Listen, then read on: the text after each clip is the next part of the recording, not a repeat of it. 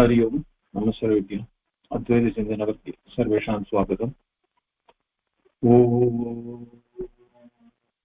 नमो ब्रह्मादिभ्यो ब्रह्मविद्यासम्प्रदायकर्तृभ्यो वंशऋषिभ्यो महद्भ्यो नमो गुरुभ्यः शङ्करं शङ्कराचार्यं केशवं बादरायणं सूत्रभाष्यकृतौ वन्दे भगवन्तौ पुनः पुनः सदाशिवसमारम्भां शङ्कराचार्यमध्यमाम् अस्मदाचार्यपर्यन्तां वन्दे गुरुपरम्पराम् श्रुतिस्मृतिपुराणानाम् आलयं करुणालयं नमामि भगवत्पाद शङ्करं लोकशङ्करम्.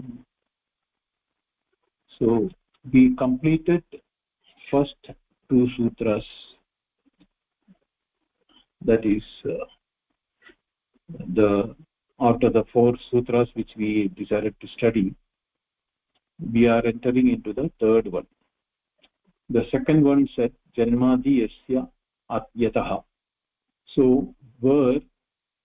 from where the janmadi happens, that is creation etc. happens, has been mentioned in that. We studied it in detail.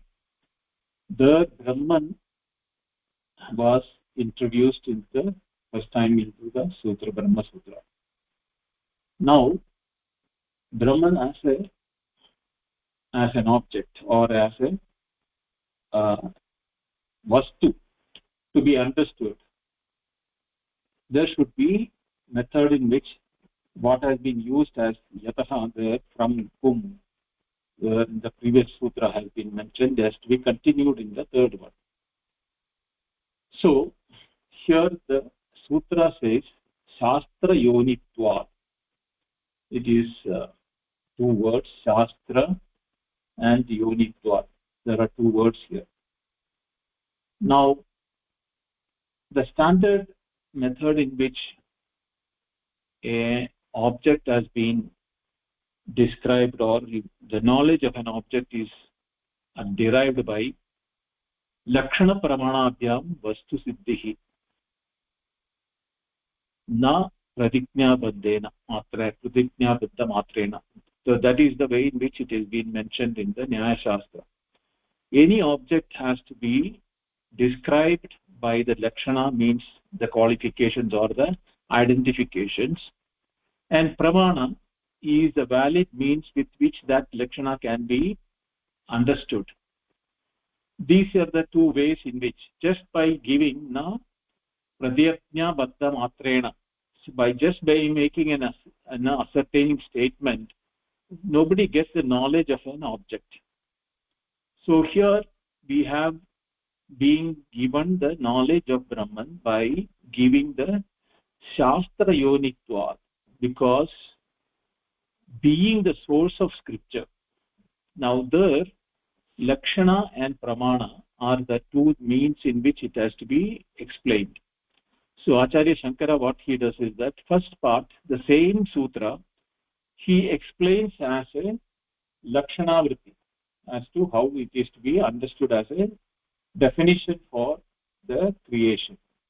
And in the second part of the same sutra, he explains the same sutra with the pramana siddhi. So how it is to be understood in the as a pramana, means valid means of knowledge. So this is how the sutra has to be understood in the bhashya. So here Acharya says that mahata ऋग्वेदादेः शास्त्रस्य अनेक विद्यास्थान उपब्रह्मितस्य प्रदीपवत्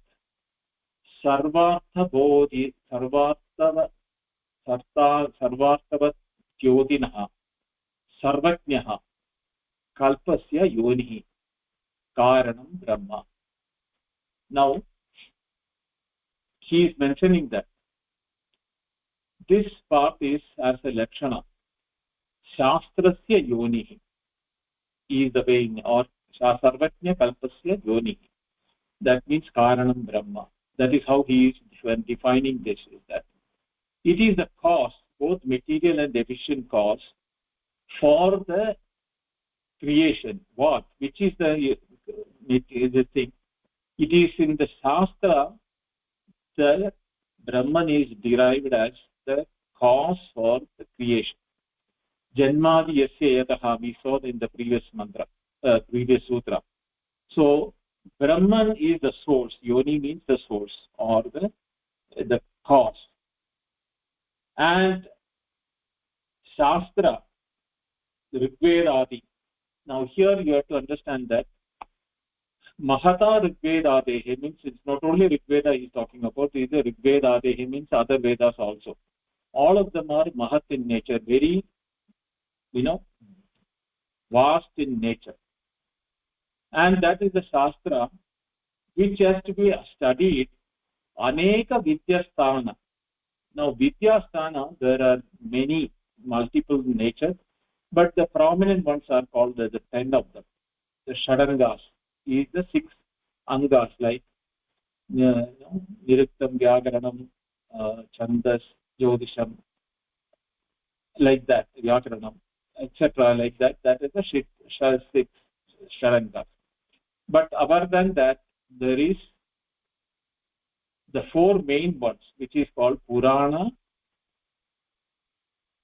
Dharma, Purana, Nyaya, Dharma, and Mimamsa.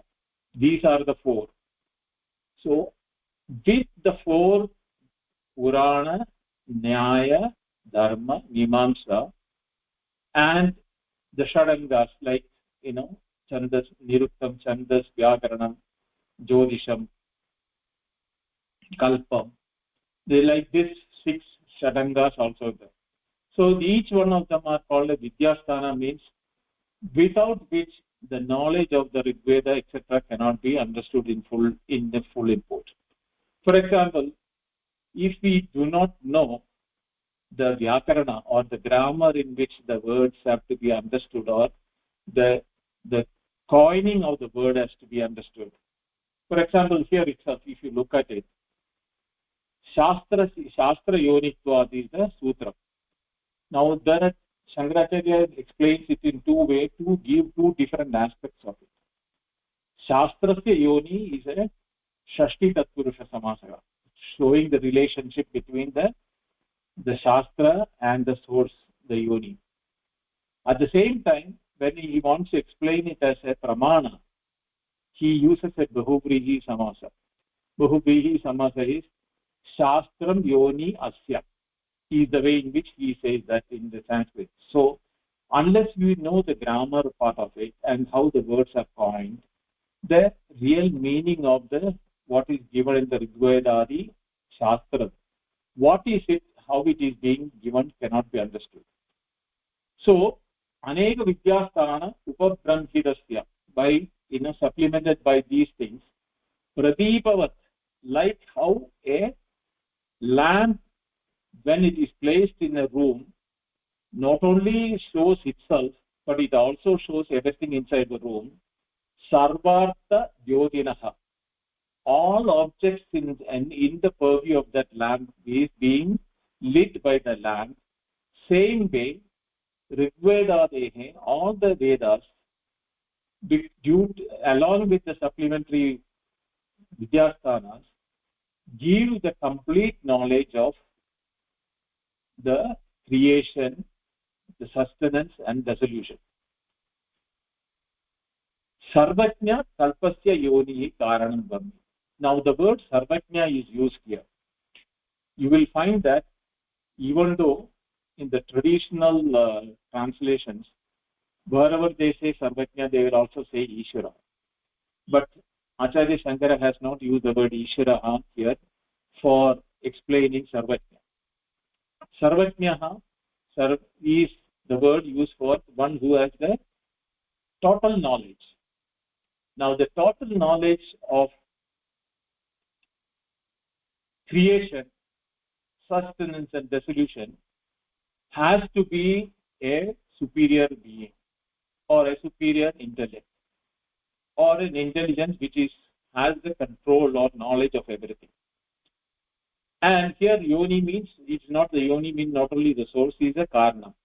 So, by the knowledge of everything, or it is in that consciousness that all these things are happening, including the Vedas which have come with the multiple, auxiliary and sub-auxiliary means of studying it. All this can happen only from a source which is superior in intelligence or in the knowledge beyond what is known. So the source has to be beyond the known. Therefore, it is Sarvajna, and therefore he is also the Karanam Brahma. So this is how the Lakshana has been given, or the definition for Brahma is being. Brahma is the Karanam, or is the source for Sarvajna Kalpasya, for the intelligence, which Kalpa, which through the, by its own Kalpana, or by its knowledge, is creating the entire world. Then nahi drishyasya shastrasya rigvedadi lakshanasya sarvajna gunanyudasya sarvajnad anyatah sambhavo asti. Now he is refusing that there cannot be a second person or second intellect or intelligence. Samna sambhavo anyatah sambhavo asti. There cannot be a second person or a second intellect or second intelligence. Sarvajnad anyatah. From that one who knows everything is not possible, because nahi drishyasya shastrasya rigvedadi lakshanasya. Like the rigvedadi shastrasya, the shastras like Rigveda, etc., nahi drishyasya sadrisya, there is nothing which is equivalent to that.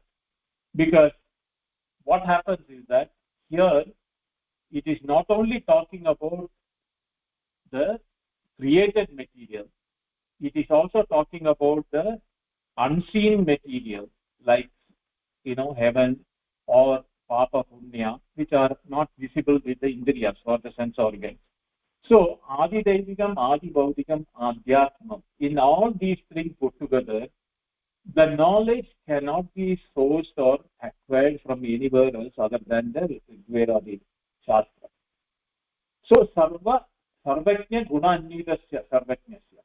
So that type of a sarvajna, where sarvajna gunanyudasya, he is endowed with all knowledge. There is no knowledge outside his knowledge. I am using the word his for the purpose of narration. Don't take it as a masculine word. It is for the purpose of explanation only I am using that word. So a source which has, it is the repository of all knowledge, both sensory and suprasensory, or beyond the senses, and that those things have been brought into the realm of understanding by Rigveda. So Rigveda Adi is the word used. Adi means etc. So that Yajur, Sama, Atharva, all these Vedas are repositories of knowledge. Yadyat vistarartham shastram yasmat purusha visheshat sambhavati. Now, this vistarartham shastram, this well organized way in which the shastra or the scriptures, the Rigvedadi, has been created, yasmat purusha visheshat sambhavati. Only such a person or such a source can have this type of a knowledge. He has to be a sarvajna. For example, yada व्याकरणादि पाणिन्यादेः ज्ञेयः एकदेशार्थमपि सः ततो अपि अधिकतर इति प्रसिद्धं लोके. For example, we have the masterpiece of Ashtadhyayi, which is the 8th chaptered grammar treatise by Panini, where entire words, more than 2 million words, how it can be coined, and any new word if you want to coin, that rule also has been mentioned. So all words which are both used in practice and new words which can be coined. There have been rules and regulations by grammatical methods in which Panini has done that. Now, if you look at Panini as a Sarvajna, or here, his Sarvajnatvam is only for the grammar. So, Egadesharthamapi, even though it is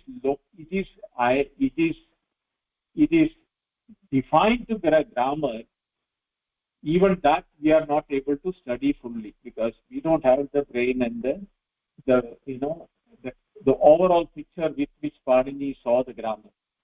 And Panini, out of all his knowledge, he may be knowing other knowledges also, but he has produced a masterpiece like Ashtadhyayi as one aspect of his knowledge. So Panini has not only grammar knowledge, but he also has got other knowledge, because he's referring to chandas in the grammar.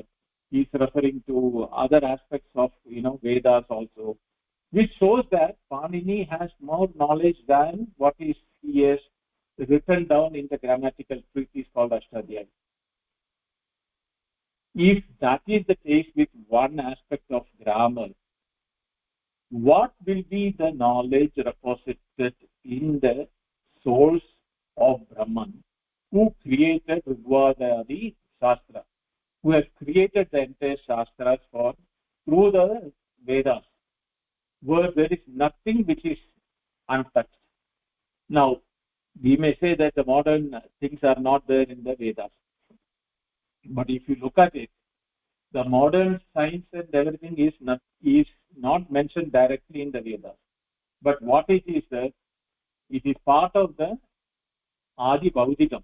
Means from the created world only these modern science and everything is being done, whether it is about physics, chemistry or science.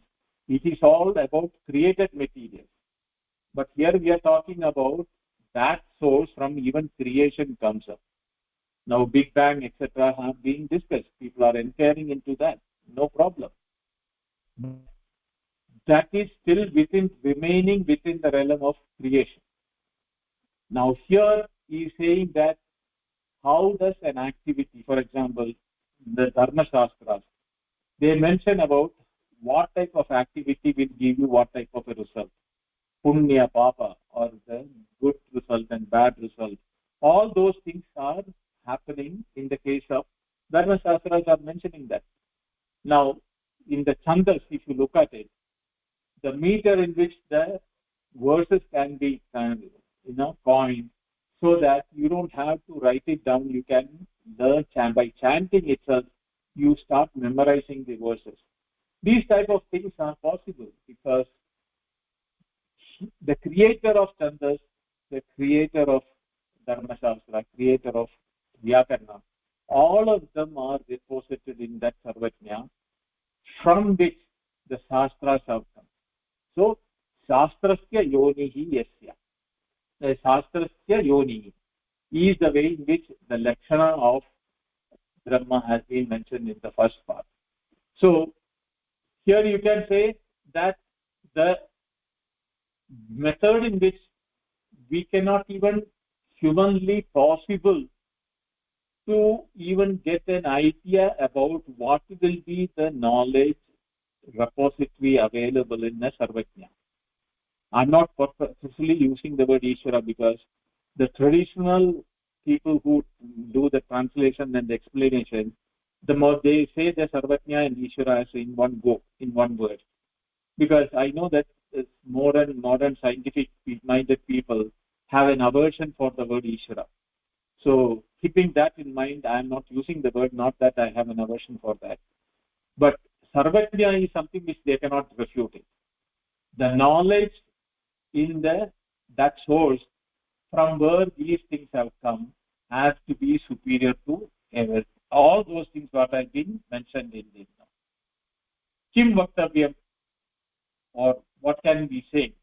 Aneka Shastra Veda Vinnasya Deva Tiryak Manushya Varnashramadi Pravibhaga Hato Rigvedadi Ankyasya Sarvajnanakarasya Aprayatnena Naiva लीलान्यायेन पुरुषनिश्वासवत् यस्मात् महतो भूतात् योनेः सम्भवः. Now, what to say about it? Kim Vaktavyam, or it goes without saying that. Aneka Shastra, Aneka Shaga Vinnasya. There are Aneka Shakas, even in the Vedas. For example, Taittiriya Shaka, Kanno Shaka, Mandarika Shaka, and Kanvadi Shaka. There are many Shakas, or means branches, even in one Veda. And they differ between each other, but they are not contradicting each other. That is the beauty of it. They have branches, but branches are auxiliary and supporting each other, but they never have a contradiction with one another. Veda Vinnasya, and they have that Veda difference, and Vinna in separated way in which it is. In which, what are they mentioning about in the Vedas? Deva, Tiryak, Manushya, Varnashramari. Devas, whom we cannot see by our eyes. Atindriya, the forces of nature. Tiryak means what is moving in the world, in the whatever we see in that. Manushya, the human species. And in the human species, Varnashramadi, they are further being divided into Varna and Ashrama. Pravivakahatavu, Rigvedadi, in all these have been defined in the Shastras. How this has to be done, how this has to be processed, and how this has to be maintained. So that these Shastra will last for infinity. So, Rigvedadi Akhyasya. Now the name like Rigveda, etc., the names, it cannot be from any other source. Sarvajnana Akarasya. Akaram means mind. It is a repository or a mind. Sarvajna, a person or a source which has all the knowledge. Not only about the four Vedas, Veda, Shaka, Binna, Veda, Deva, Tiryak, Manushya, Varna, Ashrama, all those things which are there cannot be. And how does it come from that?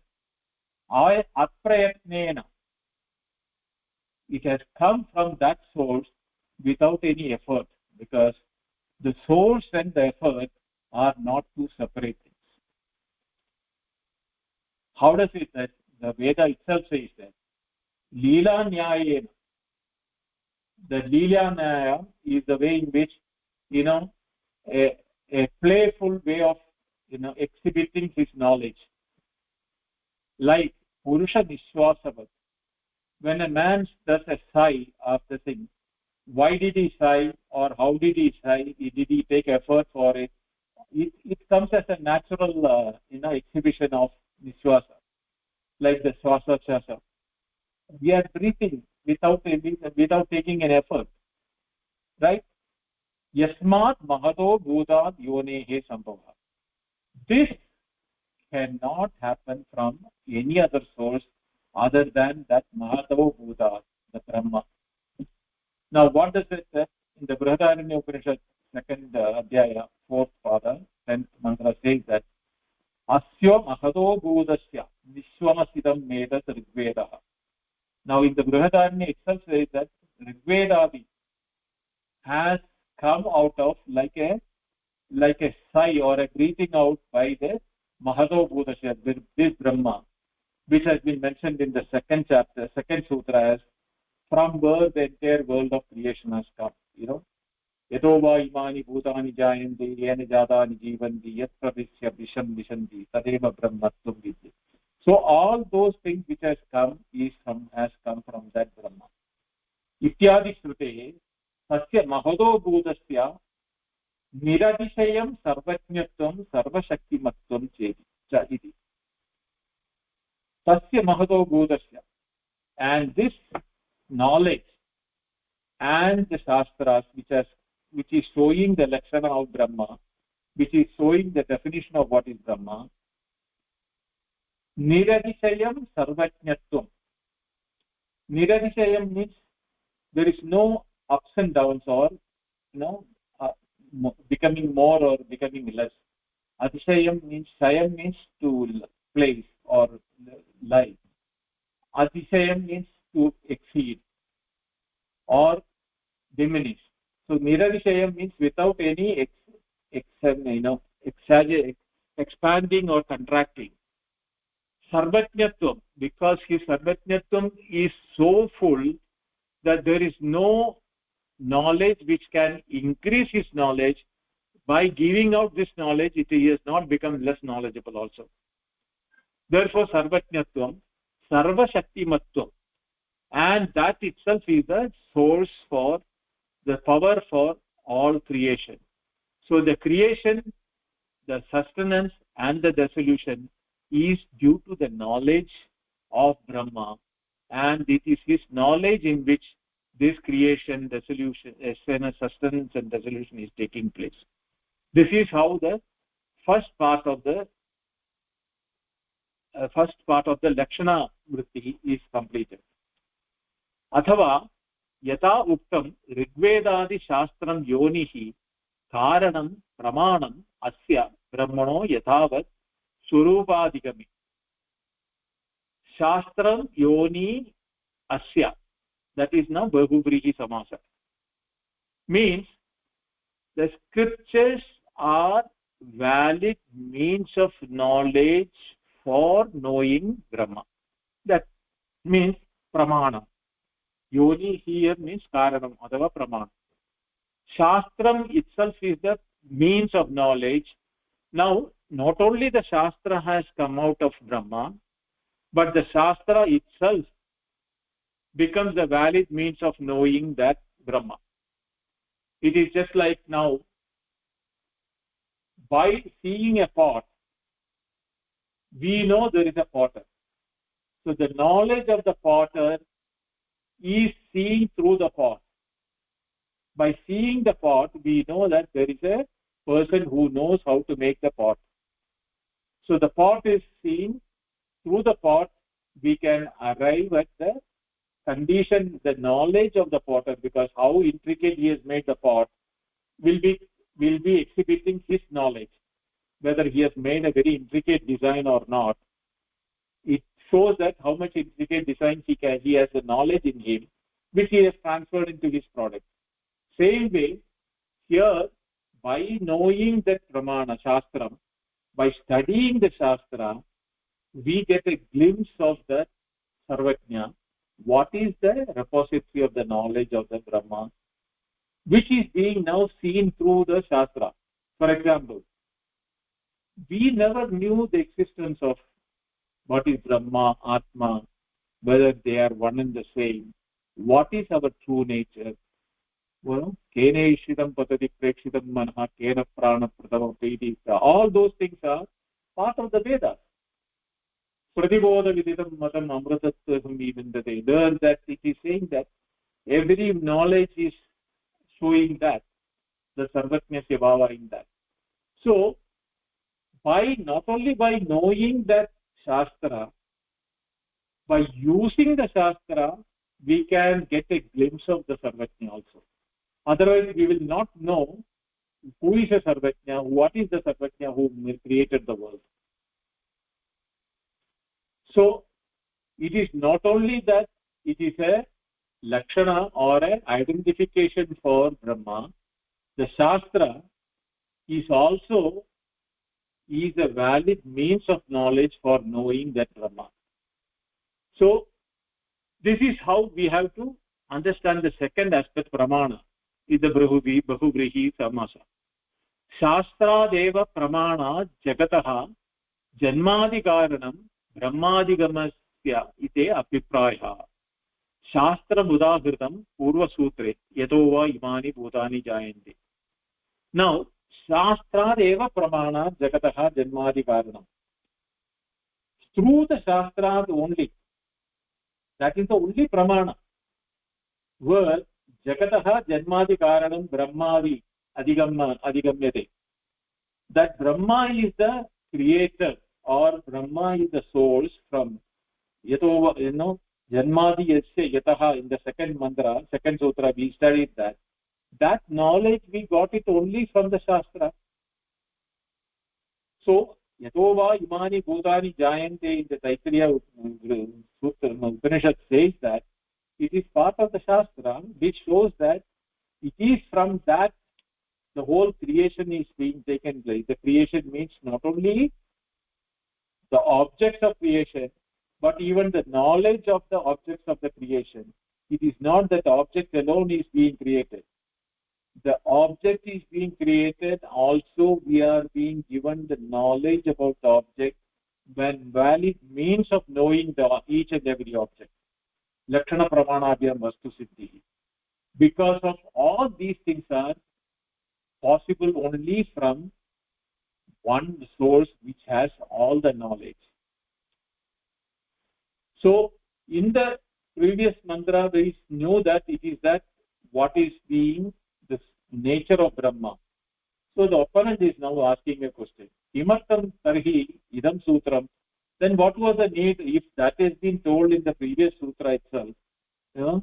Janmadhyasya yataha.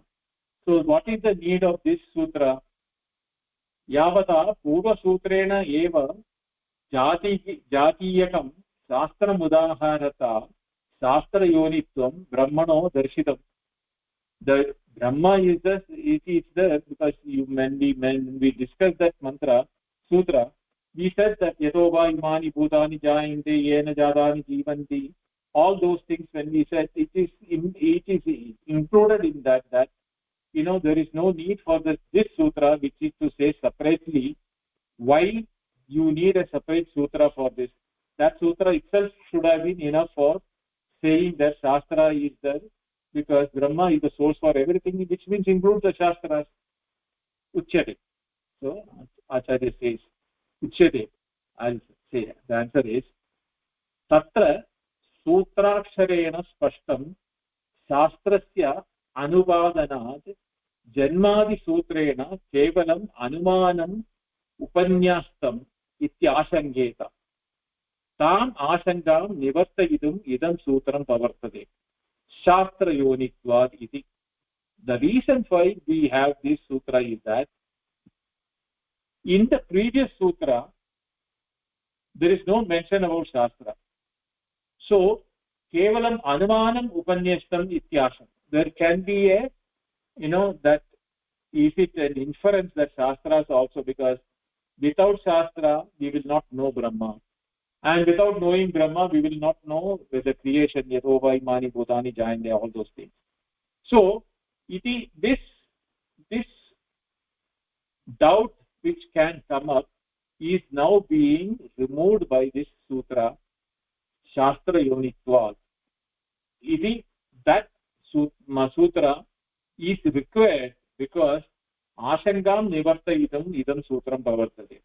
The purpose of this sutra is to ward out the doubt, not to go into a route of inference alone, because inference is based on an already existing thing, whereas here we are discussing about something which is before creation. Even Shastra was not created before creation.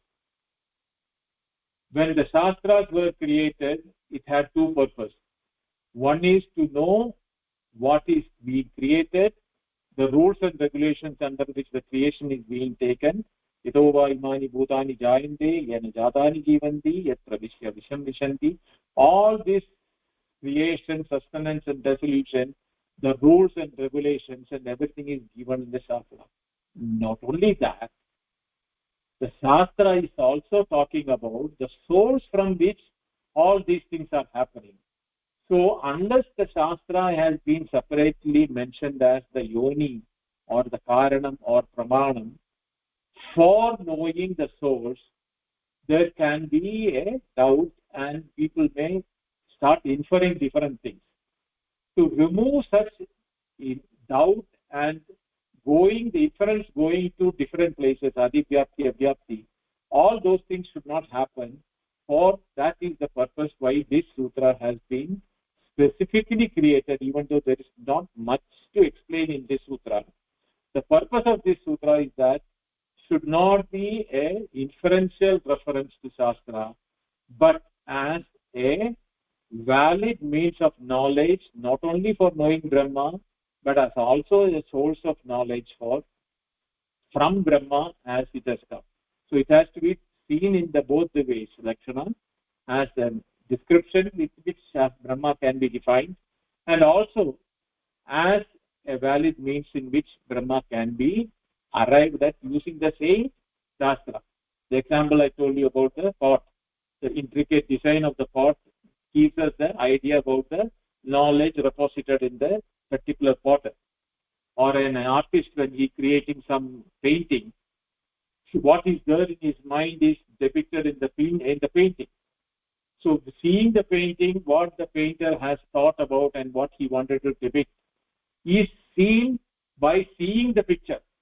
We are not seeing the mind of the painter, but we are seeing the painting, and we are able to see that what knowledge he has got, how intricate he has made that each aspect of the picture so vivid and clear that the expression itself speaks volumes.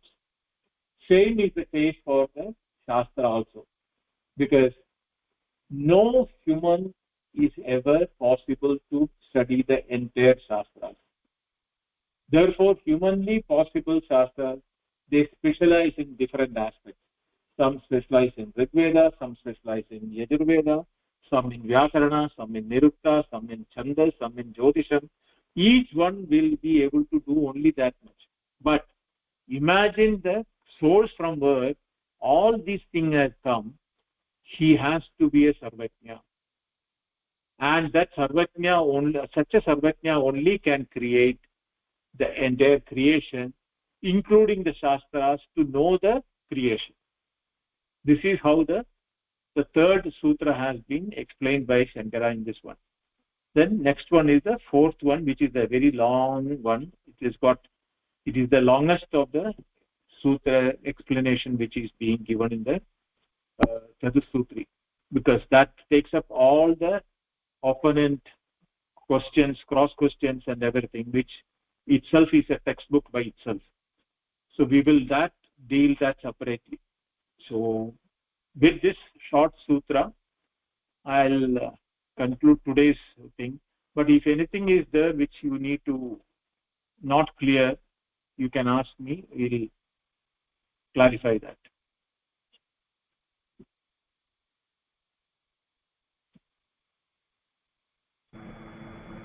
Hari Om Bindaji, there is something I would like to discuss a little more, but I feel like if anyone else has a question, they might want to go first. This is a little bit different, but it relates to what's in this topic in the book. Shall I go ahead, or is anyone else? Okay. Okay. So, give me a moment to kind of put this all out, and then I'm really interested. So, there's this idea that these are the means of knowledge. And a couple of things come up for me right away, which is, now that we're in a world where there's so many different cultures and sources and so forth, what is a scripture really? And it does know, I'm looking on in the numbering in the book itself, not the PDF, makes this comment that you read. It says, and which are almost omniscient, which is interesting. And then the footnote says, not fully omniscient, being within Maya. Okay, so this is within Maya. And then on the next page, it says, and since the emergence of these Vedas from that being occurs as though in sport and without any effort, like the breath of a man, as is stated in the Vedic text.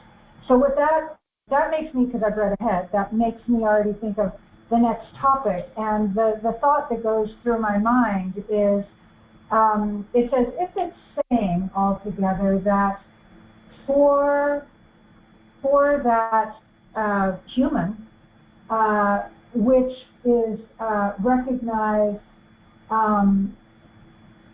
which has come to this place of recognizing that everything that occurs for it is without effort, that it says, like the breath of a man, that that anything that would come from, not anything, that some things that would come from such a person could also be maybe not fully omniscient, but, I wonder if there's any recognition that in fact there's a wider idea of scripture or that which we can directly get Brahman from than just the Vedas. Do you understand why it seems it's implied? Yeah. See, we have to understand what this is. Yeah. Can you mute yourself? Yeah. So, what we have to understand here is that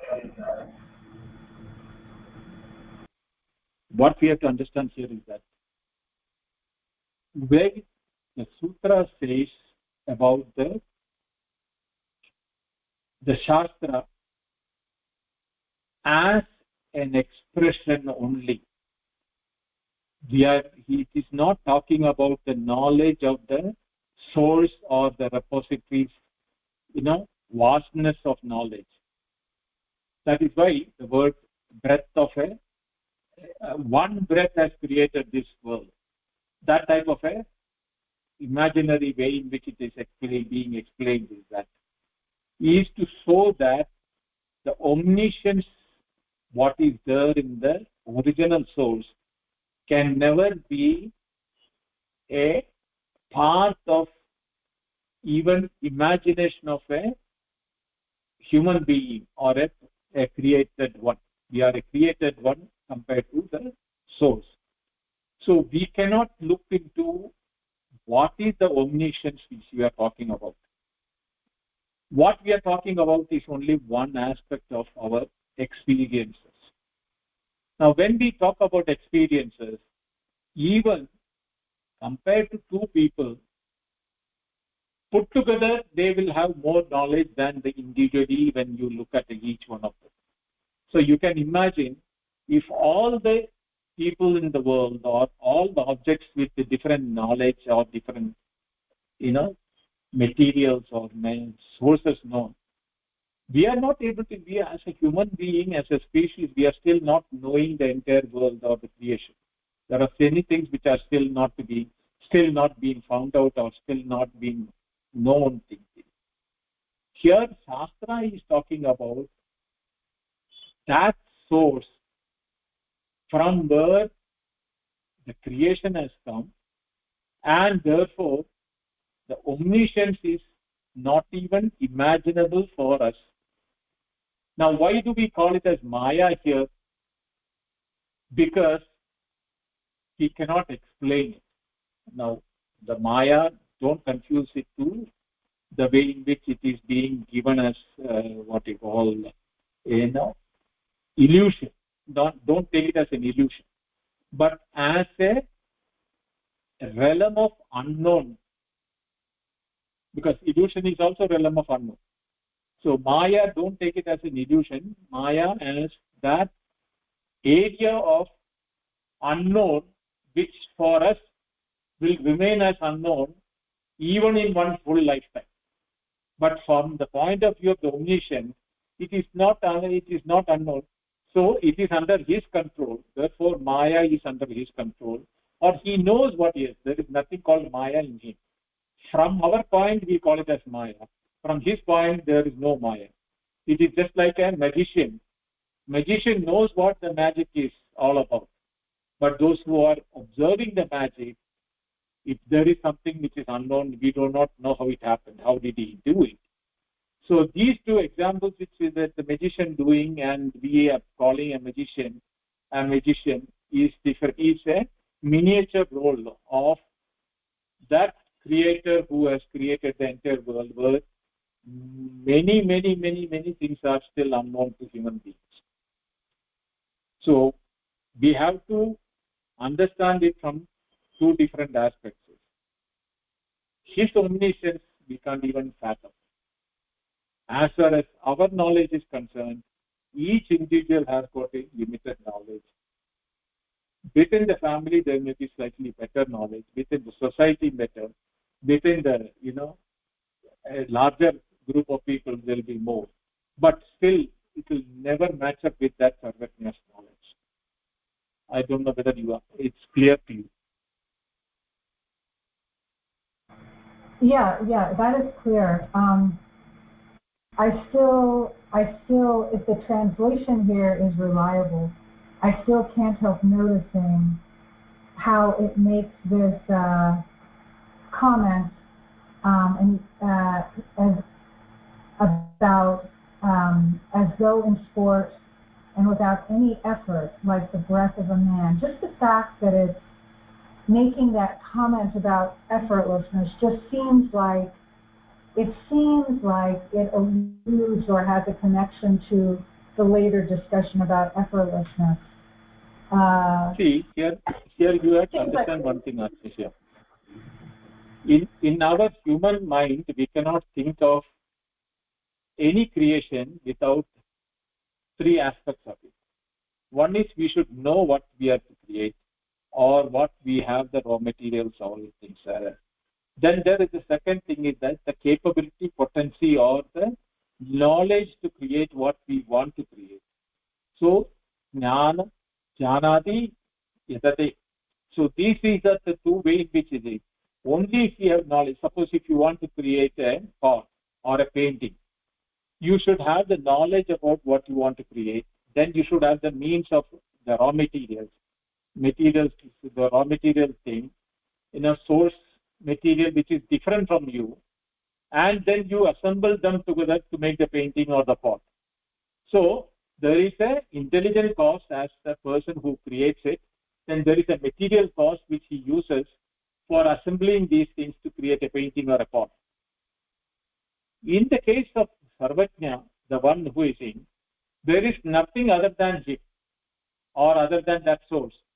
He is both the intelligent cost and the material cost, because that is why the word nishwasa or the breath or the sigh or lila nyaya is used, because that aspect, for taking a breath, you don't put an effort.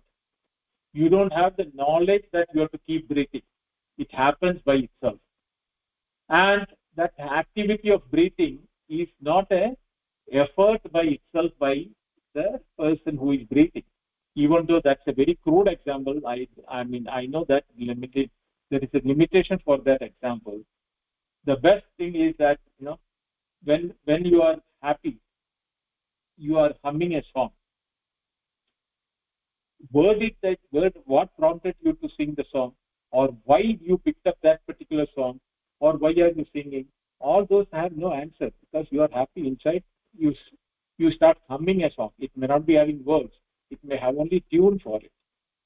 So these type of involuntary activity is what is being described in the translation for that, that it is being done without any effort, mainly to indicate that from his point of view, or the omniscient point of view, nothing is happening. Like, if I ask you, are you breathing? Only when I ask you, you remember that you are breathing. Otherwise, it is happening without any effort. Right? Same way, this creation and sustenance and dissolution is really not happening from his point of view, because there is nothing outside him.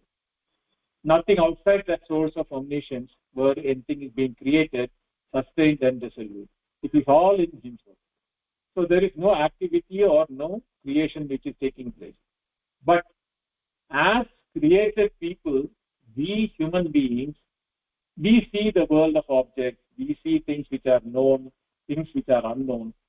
Then we need to know, why are we here, and why is that this thing, from where this has come, how will I know what is the reason behind it? All these questions which we studied in the Kenopanishad comes in picture here. That is why we will know that only Shastra has the source, can give the answer to this.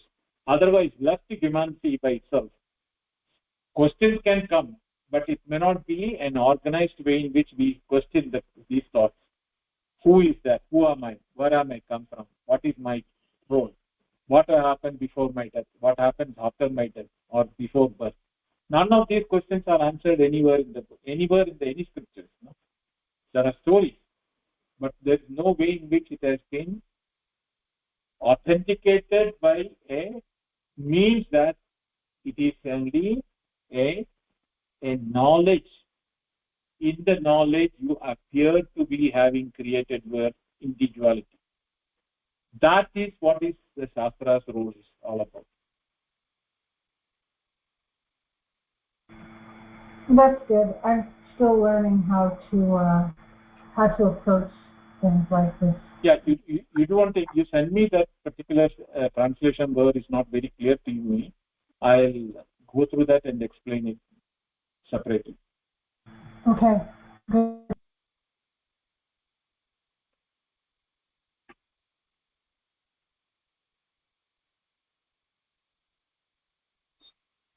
Any other questions?